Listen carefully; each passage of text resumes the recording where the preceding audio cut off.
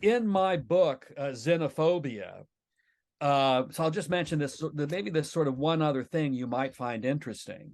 So part of what I do is I just talk about the whole censorship angle, Mitch Daniels' effort to ban the teaching of the book in Indiana. But I guess the one thing I haven't talked about that you might find interesting is the following. Uh, when Mitch Daniels, when those emails were released, he was a bit embarrassed. Mitch Daniels has typically gotten pretty good press. He seems to be kind of, fairly highly regarded by the press. He usually, is treated very well.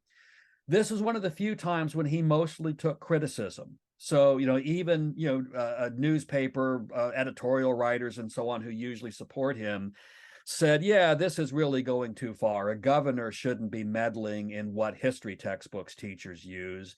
And Zinn is sort of a political opponent. Daniels is a fairly conservative Republican. Zinn is more on the left politically. So it's like, here's a history book by someone whose politics I disagree with. I want to ban the teaching of it. That doesn't look good. That's not a good look for Mitch Daniels. So he went on a public relations offensive to try to defend what he was doing. And the biggest thing he did was to say, you don't have to take my word for how bad this Howard Zinn book is. There are lots of prominent historians who will tell you, it's a terrible book. And so I was interested in that. He gave a list of some of these historians and other scholars who had said nasty things about Zinn. And he said, there's even a longer list I can make available on request. So I emailed him and asked for the longer list, and his secretary eventually sent it to me. And so then I went on a research project where I read all of these works that are critical of Zinn, and for that matter, any other ones I could find that were very, very harsh.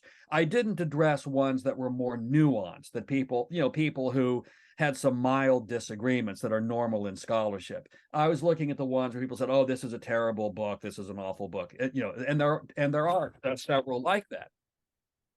Now, before I get into my results, I just want to mention Zinn's book has been incredibly successful. It's sold over 3 million copies to date, and that's very rare for a history book.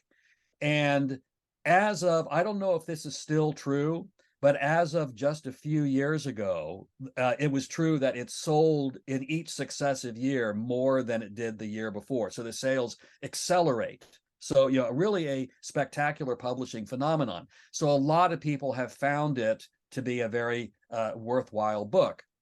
But here's what I found when I did my research, and it is not what I expected.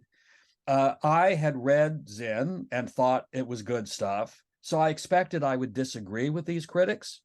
But I also know that history is difficult. People make mistakes. So I was expecting they were going to score some points. They were going to say, oh, yeah, he got this wrong and he got that wrong, and this argument is no good, and so on. But I found almost none of that. I found maybe 2 or 3 things where I thought the critics had a little bit of a point. But over and over again, what I found is that what they said was not just wrong, but just spectacularly wrong. And the way I have put it in like subsequent writings about this and talks about it, I've said it doesn't reach the standard of like a C- level work for a freshman in college. It's just really, really bad.